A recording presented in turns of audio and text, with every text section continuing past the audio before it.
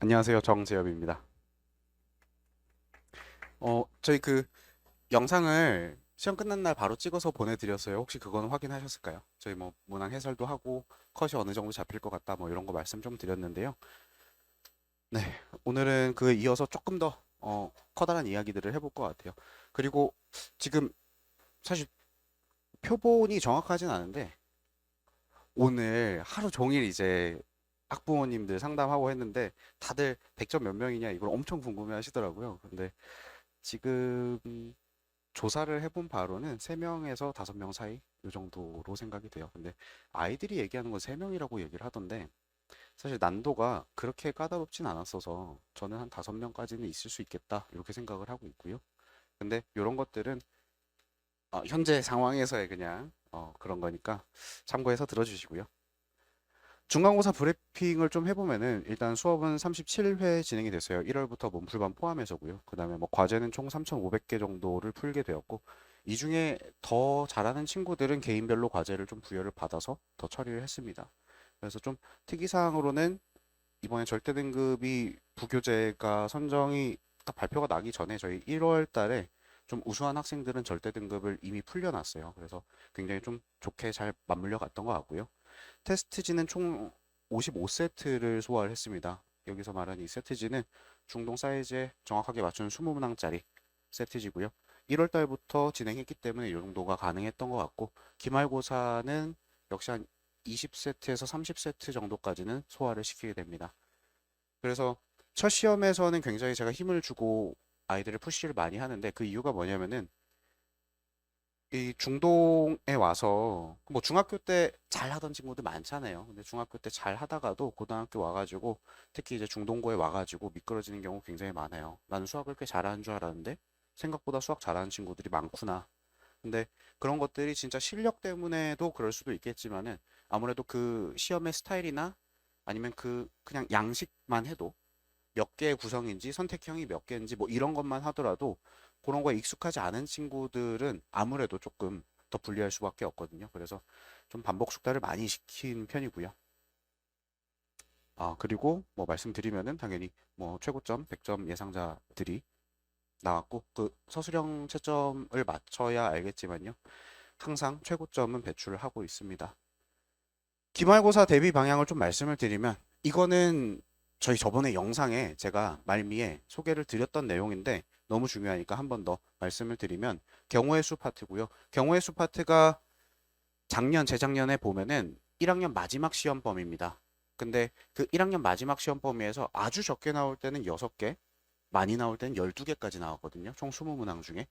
근데 이번에 한번 보면은 어떤 단원들이랑 같이 출제가 되는지를 봤을 때 이 경우의 수 앞부분에 여러 가지 부등식 파트가 있고요. 여러 가지 부등식 파트는 그렇게 문항들을 많이 내는 단원이 아니에요. 한 3개 정도 나온다고 보시면 되고 그 다음에 새로 들어온 행렬 파트가 있죠. 근데 새로 들어온 행렬 파트는 기존에 원래 교육과정에 옛날에 있었습니다. 그러다가 나갔다가 다시 들어온 건데 그러면서 다시 되돌아오면서 많은 내용들이 잘렸어요. 그래서 교육과정 그 원문을 좀 보시는지 모르겠는데 거기에 보면은 뭐 이러이러한 건 다루지 말아라라고 정확하게 명시가 되어 있어요. 그런 내용들이 상당히 많았고 그래서 옛날 교육과정에 있던 행렬에서 아주 어려운 문항들을 냈던 소재들이 많이 제거가 되었습니다. 그래서 아마 이제 선생님들도 고민이 좀 많으실 거예요. 행렬에서 어떤 걸로 변별을 할 수 있을지. 그래서 저는 이제 몇 포인트를 잡고 있는데 그런 포인트들이 많진 않아요. 그러면은 실질적으로 변별이 일어나는 거는 경우의 수다라고 보는 게 맞겠고 저는 문항수를 10개는 반드시 넘을 거라고 생각을 하고 있어요. 물론 예상은 틀릴 수도 있습니다. 근데 이게 10문항이 안 나오는 거는 상상하기가 좀 어렵고요. 네, 범위 누적이 없는 경우에 한해서는 그렇게 말할 수가 있고요. 그리고 경우의 수를 이제 공부하면서 우리가 꼭 생각을 해야 되는 거는 풀이 방법이 좀 속된 말로 좀 구리지 않은지 이런 거 좀 생각해야 돼요. 경우의 수는 진짜 셈입니다. 셈. 세는 건데 아이들 보면은 음, 오케이. 나 시간 많아. 오늘 밤새면 돼. 하면서 300 몇 개를 그냥 막 다 세는 애들도 있어요. 근데 시간 제한이 있으니까 어떻게 하면 스마트하게 잘 셀 수 있는지. 그러니까 풀이 과정이 이렇게 해도 풀려. 근데 여기에서 이제 풀 줄 아는 게 중요한 게 아니고 빠르게 풀 줄 아는 게 중요한 게 되는 거니까 그 풀이 방법을 개선하는 게 반드시 필요하고요. 그래서 저는 이제 단기 특강 하면서 가장 첫 번째로 얘기하는 게 이겁니다. 그냥 본인 하던 대로 할 거면은 이거 들을 필요가 없다. 그러니까 바꾸려면 확실하게 좀 마음을 열고 바꿔달라. 근데 그 얘기를 하는 게 아이들 입장에서는요, 그냥 옛날에 하던 대로 하는 게 편안하거든요. 이거를 또 새로운 방법을 탑재하는 것도 너무 고생이거든요, 아이들 입장에서는. 근데 그게 반드시 필요하다는 거죠, 기말고사에서 살아남기 위해서는. 그 다음에는 이제 인지 오류 진단이라고 적은 거는 이쪽 파트는 아이들이 얼추 공부했다라고 하면은 뭐 몰라서 못 푸는 게 없어요. 그러니까 답을 내놓고 틀리는 경우가 많아요. 뭐 대수나 미적분 가면은요, 아이들 뭐 그냥 답 냈으면 맞춘 거고, 뭐 찍은 거 제외하고 생각하면 그냥 뭐 모르는 문제들은 못 풉니다. 근데 이쪽은, 그리고 이 경우의 수 더 나아가서 우리 수능 과목인 확통까지 생각을 해보면은 그쪽은 풀었는데 틀리는 경우가 상당히 많더라는 거예요. 근데 보면은 왜 틀렸냐 봤을 때 뭐 답이 24인데 12를 낸다거나 48을 낸다거나 아니면 답이 13개인데 14개를 낸다거나, 그러니까 뭐 플러스 1 마이너스 1, 뭐 곱하기 2 나누기 2 이런 것들로 이제 자꾸 실수가 난다는 거죠. 근데 아이들은 이제 결과론적으로 이제 실수라고 얘기하지만 그 당시에는 뭔가 착오가 있었기 때문에 틀리는 거거든요. 예를 들어서 뭐 A랑 B가 구별이 되는 건데 안 되는 걸로 생각하면 두 배 차이 난다든지 이런 것들이 되게 많은데, 그 인지 과정상에서 문제를 굴려가는 과정상에서 뭔가 한 포인트가 분명히 틀렸는데 그걸 못 잡고 풀어내면은 다른 답이 나오는 거죠, 그냥. 그리고 정말 재밌는 게 나는 12라고 생각했는데 답이 24였거든요. 근데 선생님들이 출제를 할 때도요, 선생님들 완전 그냥 애들 머리 위에서 놓으시거든요. 12도 보기에 있고 24도 보기에 있고 이래요. 그럼 이제 다 틀리는 거죠. 그래서 내가 이 생각하는 과정 자체에 오류가 있다라고 하면은 뭐 백날 첫날 해도 이게 점수가 안 오릅니다. 점수가 계속 줄줄 셀 거거든요. 자, 그래서 이 인지 오류를 빨리 잡아내는 게 굉장히 중요하고, 여기서는 저는 사실 이제 공부는 거의 뭐 한 8할 이상은 메타인지라고 생각을 하는데, 이쪽 단원이 메타인지를 훈련시키기에 가장 적합한 단원입니다. 여기서 메타인지 확실하게 훈련해야 되고, 그게 이제 확통까지 이어질 거고요. 그리고 그 메타인지를 훈련한 것들은 공부 전반의 수학뿐만 아니라 다른 과목들에도 분명히 간접적으로 영향을 미칠 겁니다. 확통 고려해서 확실하게 해줘야 된다라는 당부 드리는 거고요. 그래서 기말고사는 하여튼 경우의 수가 너무나도 중요하다. 근데 당연히 뭐 부등식 중요하죠. 행렬 중요하죠. 부등식에서 나올 만한 것들이 있고 행렬에서 나올 만한 것들이 있어요. 근데 그쪽은 어느 정도 예측이 가능하고 매해 그래 왔던 거고요. 이제 경우의 수 같은 경우에는 정말 독특한 문제들이 막 새로 만들어지기도 해요. 중동에서 요즘엔 사실 근 한 3, 4년 사이에는 중동 수학이 굉장히 좀 순하게 나왔어요. 순한 맛으로.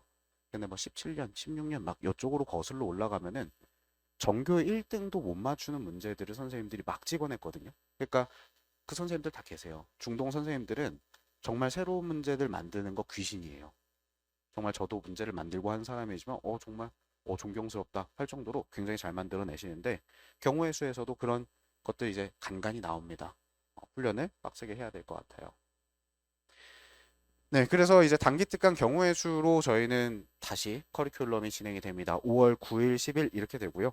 오늘도 저희가 오늘 4월 30일인데 오늘도 이제 상담 전화를 막 돌리다가 어머님들께서 100점 몇 명이냐 이것도 물어보시고, 이렇게 돼 있으니까 일주일 이상 뜨잖아요. 그럼 이제 애들 뭐 공부시켜야 되냐 이런 것도 바로 물어보시더라고요. 근데 여기에서 공부를 좀 뭘 하면 좋을까 했을 때, 음, 전 사실 그냥 좀 놀리는 게 좋지 않을까 싶은데, 어, 아이가 난 안 놀아도 돼 한다면은 경우의 수를 유형집을 좀 풀려주시고요.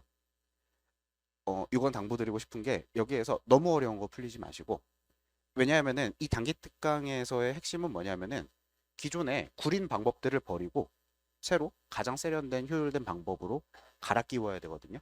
근데 여기에서 막 어려운 문제 풀리고 하다 보면은 그냥 본인 옛날에 풀던 대로 좀 별로 안 좋은 방법으로 막 풀 수가 있겠죠.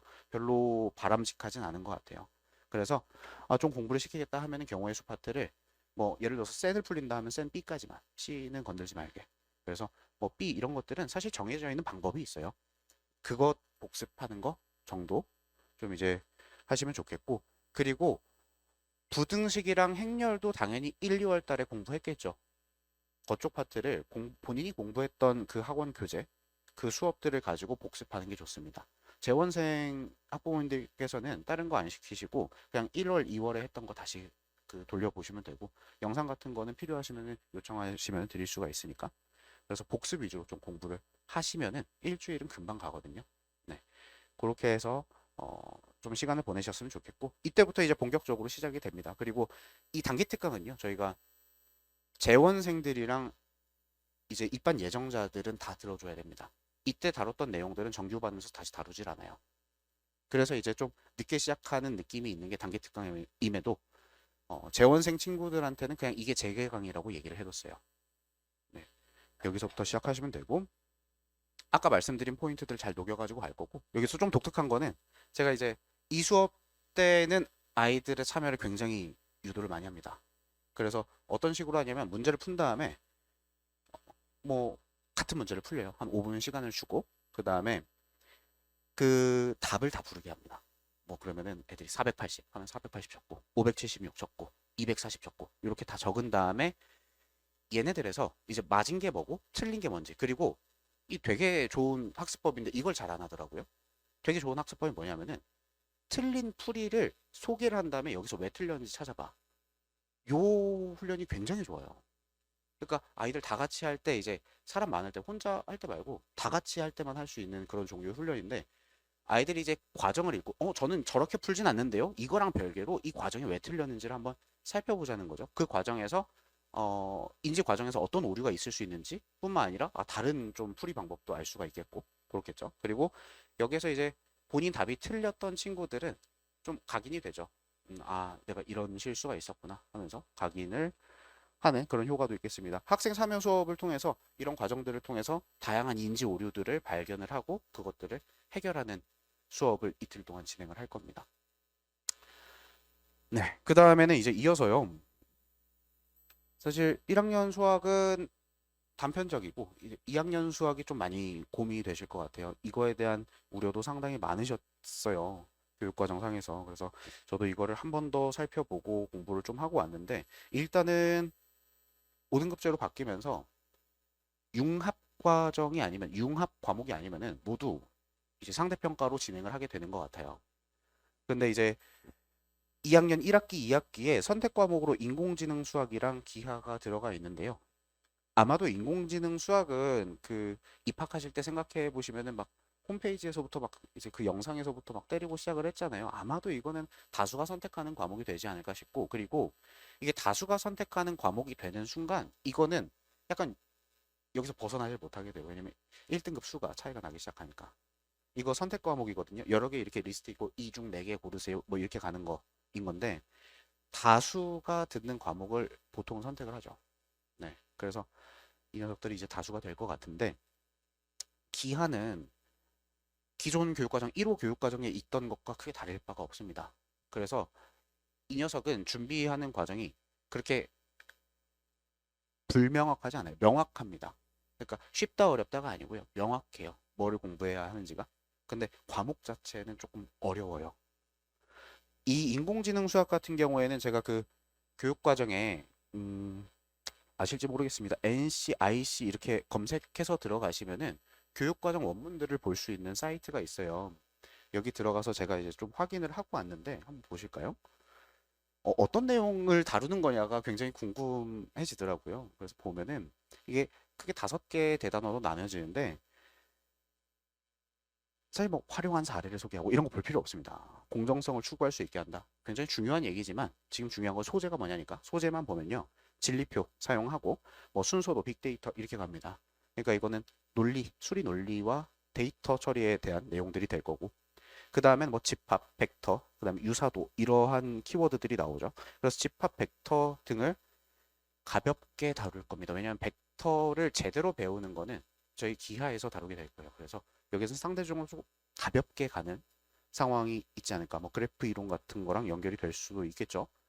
그 다음에 행렬 나오고요. 행렬의 변환 나오고 그 다음 전치 행렬 정도 나오는데 행렬 단원 같은 경우에는 우리 공수 원에서 다루기 때문에 이쪽 부분은 조금 무게감 있게 다뤄질 수도 있겠습니다. 그 다음에 이제 조건부 확률에 대한 얘기가 나오고요. 뭐 추세선 경사 하강법, 뭐 극한 미분계수 이렇게 나오는데요. 사실 굉장히 광범위한 내용들이고요. 네. 그래서 뭐 윤리성도 나오는데 윤리성 예. 그래서 이런 내용들을 한번 살펴보면은 과연 이 과목의 평가가 어떻게 이루어질까를 봤을 때 다양한 가능성을 좀 열어두고 있는데 요거는 이제 1호 개정하에서 이루어졌던 수업인데요. 학교 시험지입니다. 타학교 시험지고요. 이게 인공지능을 위한 이산수학이라는 시험지를 하나 제가 좀 얻어왔는데 여기에서 이제 다뤄지는 내용들을 보면은 뭐 내용상에서는 그냥 간략히 말씀드리면요. 정수론 내용이 하나가 있고요. 뭐 알고리즘 얘기가 있고 확률 얘기가 있고 조합론 얘기가 있고 수열 그다음에 그래프 이론 얘기들이 있어요. 근데 중요한 건 뭐냐면 열 문제라는 거고요. 그러니까 저는 이런 생각인 거죠. 과연 이 과목을 대수만큼 힘을 줘서 평가를 할 것이냐 했을 때 그렇지 않겠죠. 수능 과목도 아니고. 그리고 이게 이전 교육 과정이었으면 그냥 100% 절대 평가를 했을 만한 과목이거든요. 구성 자체가. 네. 그러면 여기에선 선생님들께서 그냥 진짜 막 박터지게 20문제 내면서 그래, 너네 한번 싸워봐라. 이렇게 할 가능성은 적고 예를 들면 문항수를 적게 낸다든지 아니면은 타학교 예시입니다. 타학교에서 예시들을 많이 조사를 해왔는데 열문항은 이 과목에서 내되 다른 열문항은 뭐 대수에서 좀 낸다든지 대수에서 쉬운 계산 문제들로 이런 식으로 어느 정도 난도를 희석하지 않을까 하는 생각을 하고 있고요. 다만 그거는 역시 알 수가 없는 부분이기 때문에 계속 안테나를 꼿꼿이 세워두고 있어야 되고 중요한 거는 이거를 적시에 다뤄줄 수가 있느냐가 굉장히 중요하게 될 것 같아요. 그래서 다행인 거는 이게 제 반이 연합반이었으면 이런 것들을 쳐주기가 굉장히 애매하죠. 다른 학교들도 2학년 1학기 때 이걸 하는 건 아니니까. 근데 다행히 학교별 반이기 때문에 이거는 적시에 제가 데이터를 학교에서 수집하는 대로 바로바로 가공을 해서 학습을 시킬 수가 있겠습니다. 사실 조금 더 걱정이 되는 건요. 아무래도 기아가 조금 더 걱정이 되고요. 기아는 난도 자체가 빡빡하고 그리고 기아는 수능 최근까지도 수능에 나왔던 과목이죠. 그러니까 수능 수준의 문항들이 이미 공개가 많이 되어 있습니다. 그래서 그 부분이 조금 더 우려가 되네요. 자, 여기에 있는 거는 저희 뭐 이제 3년 커리큘럼을 좀 적어 놨는데요.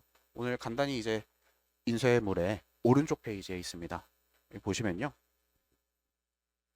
이 시기별로 1학년 1학기, 1학년 여름, 1학년 2학기, 겨울, 2학년 1학기, 여름, 2학년 2학기, 겨울 뭐 이렇게 되어 있습니다. 여기에서 이제 과목별로 어떻게 배치가 되어 있는지를 보실 수가 있겠는데 좀 설명을 드리면은 사실 1학년 여름부터 한번 볼까요? 1학년 여름 같은 경우에는 이제 특강으로 대수가 들어갑니다.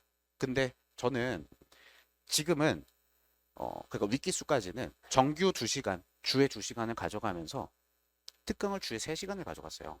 그래서 수학이 주에 5시간을 가져갔는데 요거 조금 부담스럽지 않을까 싶어요. 좀 부담스러우실 것 같아서 정규 2시간에 특강 2시간으로 계획을 하고 있고요. 그에 따라서 대수는 한 단원을 공부를 못하고 갑니다. 대수는 그래서 지수로 함수, 삼각함수 이렇게 갈 거고 수열을 좀 뒤로 빼둘 겁니다. 그럼 수열은 언제 학습을 하게 되냐 하면은 중간고사 끝나고 단기 특강으로 수열 먼저 치면서 들어갈 겁니다. 네. 근데 뭐 사실 대수 같은 경우는 제가 너무 생략을 많이 했네요. 겨울 때 한 번 더 치고 들어가기 때문에 그러니까 겨울 때 겨울방학 때 한 번 더 치고 들어갈 수 있고 그 비는 회차는 2학년 1학기 중간고사 끝나고 한 번 더 칠 수 있다는 말씀을 드렸던 건데 너무 생략을 했네요. 그렇게 가고 이제 공수 2 하고요. 여기 겨울부터 한번 보실까요? 겨울에는 정규에서 대수 심화를 할 거고요. 그 다음에 1월 특강으로 미적분 1, 그 다음에 2월 특강으로 확통을 한번 가져가려고 해요. 근데 확통이 조금 이른 느낌이 있는데 아무래도 수능 과목이다 보니까 그리고 2월 달에는 사실 실수가 특강을 뭐 주 3회를 해도 실수가 그렇게 많지 않아요. 한 8회에서 9회 정도 시간이 나오거든요. 그 시간을 이용해 가지고 한번 확통을 치고 가는 거는 나쁘지 않을 것 같아요. 그리고 이제 이어지는데 뭐 예를 들어서 2학년 1학기 한번 보실까요? 2학년 1학기 보시면 대수 있고 인공지능 수학 요거 두 개를 주 2회 정규반으로 다 커버를 할 겁니다. 그래서 바뀌는 교육 과정에서 주 1회로 줄여야 하나? 뭐 이런 고민도 많이 했는데 중동 같은 경우에는 이런 것들이 지금 들어가 있기 때문에 주 1회까지 줄일 수는 없을 것 같아요. 그래서 주 2회로 가져가면서 그 대신에 다른 곳, 뭐 인공지능 수학을 공부하기 위해서 다른 곳에 가실 필요 없게끔 여기 내부에서 다 처리할 거고요. 기하도 마찬가지입니다. 근데 보시면은 그럼 기하를 2학년 2학기 때 처음 보게 되는 거면은 너무 불안한데? 라고 생각하실 수가 있겠는데요. 이 기하를 저희 시험 끝날 때, 뭐 여름방학 끝날 때 이 틈새 특강들을 계속 넣어가지고 저희가 이제 5월 9일에 경우의 수 단기 특강 넣는 것처럼 단기 특강을 계속 넣어가지고 여러 번 학습을 시킨 상태로 들어갈 겁니다. 그럴 수밖에 없는 이유는 아무래도 중요도가 수능 과목들보다는 조금 떨어집니다. 이제 방학 때 그 통 큰 시간을 쓸 수 있는 거는 당연히 수능 과목에다가 할애를 하는 게 맞고요. 그래서 단기 특강들을 이용해서 다 처리하고 들어간다는 거 요거를 좀 말씀을 드립니다. 네, 그래서 마지막으로 이제 반 소개 마치고 저희 좀 자유롭게 이야기를 나눠봐야 될 것 같아요. 하이퍼 반 소개를 드리면요. 하이퍼반의 핵심은 당연히 뭐 1등급을 계속 뽑아내는 것이고, 그리고 수능에까지 도움이 되는 수업을 진행을 하는 거고요. 심화 개념 유형 정보 킬러 대비의 단계별 학습이 진행이 됩니다. 그래서 아마 재원생 학부모님들께서는 기억하실 건데 1, 2월 달에는 굉장히 차분한 템포로 수업을 진행을 했어요.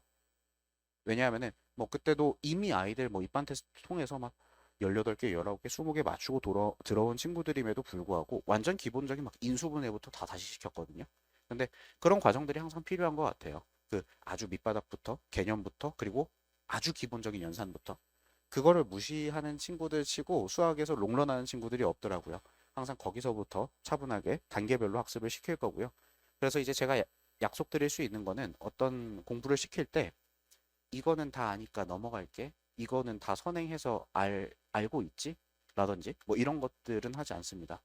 이번에 단기 특강을 진행하면서도 뭐 선행했겠지만 안 했다라고 생각하고 아예 생 기본부터 가르칠 겁니다. 그러면은 이미 선행을 많이 한 친구들은 또는 뭐 이미 저랑 1월 달에 경우의 수를 공부한 친구들은 어떻게 합니까 하면은 그 친구들도 분명히 까먹었어요. 100개 있으면 그중에 10개는 까먹었거든요. 그거 10개 다시 채워놓고 간다는 거죠. 네, 스타일이 그렇습니다. 그리고 내신 수능에까지 도움이 되고 입반 테스트 또는 내신 1등급 성적표를 가져와야지 입반이 가능합니다. 그리고 이거는 저희 1월 달부터 말씀드렸던 건데 1등급이 안 되면은 자릅니다. 그래서 확실하게 1등급 아이들만 데리고 갈 거고요. 음, 그렇게 해야 하는 이유는 이게 제가 반을 하나 더 개설을 할 거예요. 근데 이 하이퍼반은 정말 1등급 아이들끼리 뭉쳐 있다. 요게 없으면은 그냥 흐지부지 되더라고요. 왜냐하면 하이퍼반 특성이 어떻냐면은 매년 보면은 나중에 막 2학년 2학기 막 이쯤 가면은 인원이 새로 들어오지도 않고 나가지도 않아요.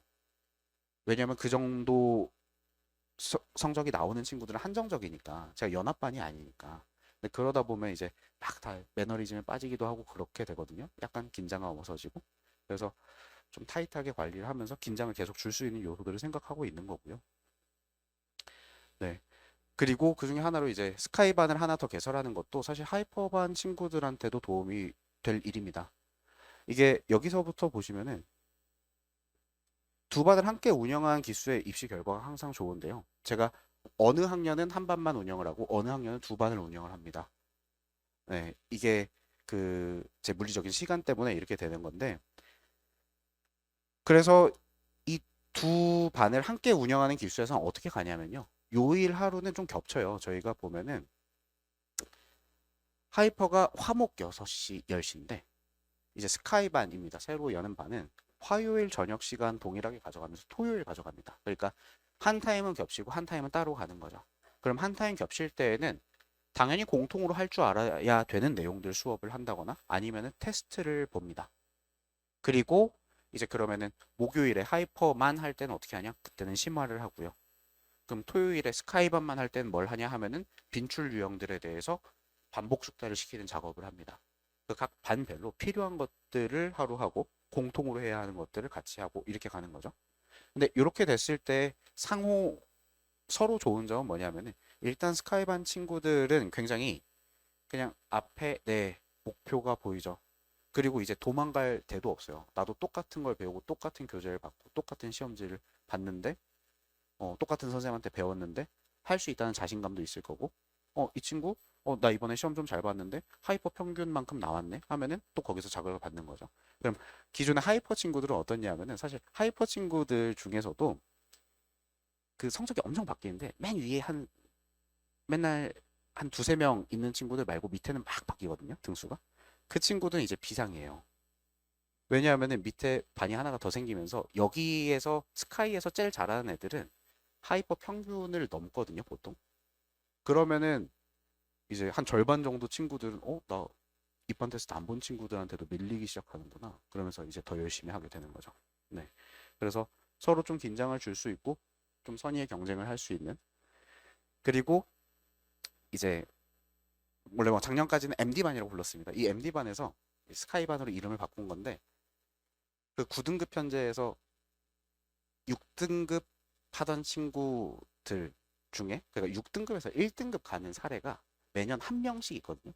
두 명은 없어요. 그 말도 안 되는 사례인데 6등급에서 1등급이면 중동 1등급이면 14명이에요. 9등급 현재에서. 6등급 하던 애가 거기까지 가는 사례들이 1년에 딱 하나 있습니다. 그래서 그 친구들은 사실 그 친구들을 위해서 저는 이제 스카이를 여는 거죠. 뭐 4등급에서 1등급 올라오는 친구들, 뭐 5등급에서 3등급 가는 친구들, 5등급에서 3등급 굉장히 어려운 얘기거든요. 9등급 현재에서.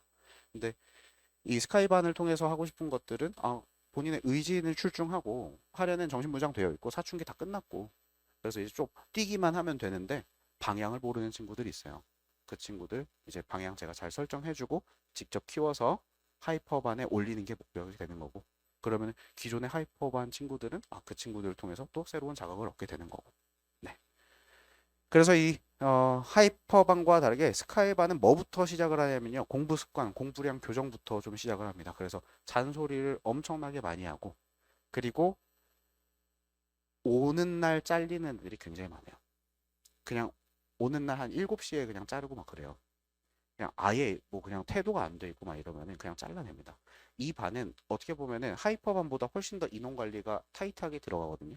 하이퍼반은 공부 잘하는 애들이고 어느 정도 좀 자기 주도가 되는 애들이고 뭐 그런데 이 스카이반 기존의 MD반 친구들은 좀 자기 주도가 안 되거나 분위기에 좀 휩쓸리는 경우도 많이 있어요. 친구들 좋아하고. 근데 그런 상황에서는 환경이 안 좋으면은 다 같이 이제 와르르 무너지기가 십상이더라고요. 그래서 여기에서는 정말 잘리는 친구들이 많아요. 그래서 입반 제한은요. 입반 테스트 없고 뭐 성적표도 없는데 학습 의지가 좀 필요하고요. 어, 그래서 공부 습관 좀 잡고 공부량 교정할 수 있는 친구들 이런 친구들 데리고 공부를 시킬 겁니다. 그래서 하이퍼반, 스카이반 이렇게 해가지고 두 반으로 앞으로 진행이 될 거고요. 하이퍼반 같은 경우에는 기존 어머님들께서 조금 어, 솔직히 말씀드리면 뭐 아무래도 적은 게 낫잖아요. 솔직하게 솔직하게 많은 것보다는 좀 적을 때 관리가 좀 더 될 것 같고 그런 우려가 좀 있으신 것 같아요. 그래서 그 바로 위키수를 좀 예를 들어서 말씀을 드리면 위키수도 실제로 그래서 하이퍼반에서 한 2명 정도가 이탈이 있었어요. 그 이슈로 인원이 늘어나는 게 싫고 월요일에 거기는 이제 월요일에 합반 수업을 하는데 월요일에 그렇게 인원이 많아지는 게 별로다 해가지고 좀 나가는 사례가 있었는데 사실 2명이 나가고 들어온 인원은 더 많았어요. 그래서 근데 들어온 인원은 좀 더 그 등급대가 높은 친구들이 들어왔고 한 자릿수 아이들이 많이 들어왔고 결론적으로는 지금 하이퍼는 그러니까 위키수 하이퍼는 합반을 하기 전보다 조금 더 평균 등급대가 올라갔습니다. 근데 이것들은 뭐 다양한 요인이 있겠는데 어, 반을 하나 여는 거에 대해서 크게 우려는 안 하셔도 된다라는 말씀을 좀 드리고 싶고 저도 분명히 생각이 드는 거는 관리가 그래서 잘 될 것이냐 기존처럼 아무래도 저는 몸이 하나니까 그래서 이제 생각을 한 게 뭐 담당 멘토제 해가지고 한 하이퍼반 이거는 스카이반을 열어도 하이퍼반에만 제공하는 서비스예요. 하이퍼반 친구들은 8명에 1명 정도씩 해가지고 담당 멘토를 계속 달아줄 거예요. 그래서 그 담당 멘토는 중동고 선배, 그러니까 재학생, 이제 졸업생이죠. 졸업해서 뭐 스카이 가고 의대 가고 한 우수한 친구들 해가지고 담당 멘토로 달아서 저뿐만 아니라 그 학생들이 선배들이 직접 관리할 수 있게끔 그거는 이제 하이퍼에만 제공을 할 겁니다. 네, 그래서 여기까지가 이제 오늘 준비해온 내용이고요. 일단은 혹시 함께 이야기를 좀 나누고 싶으신 거나 질문하실 거 있으시면은 좀 받고 그 다음에 개별 면담 하실 분 계시면 개별 면담하고 이렇게 한번 해볼게요.